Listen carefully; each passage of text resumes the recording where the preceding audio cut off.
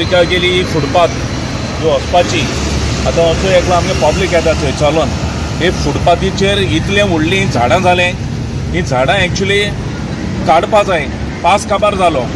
तशें हिंगा मोदें रोडा पार्टिशना घायल्लें तेजेर बीन झाडां व्हडलीं जाल्लीं आहाय.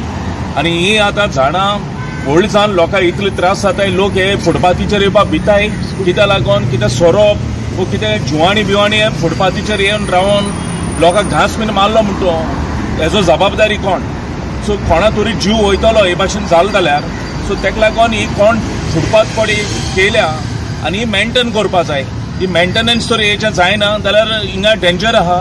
ही फुटपाथीचेर चोयाय तुमी आमगे सगळे चोय हें फातोडटा. हिंगा आमचे ही झाडां ते इतली व्हडलीं जाल्ले ही काडपा जाय इमिजिएटली. कित्याक हिंगा कलेक्टर आहा आनी कलेक्टरानूय जायते आमचे गोंयकार लोक आमगे कलेक्टर येता बट ही फुटपाथी वयल्यान वचपाक भिताय.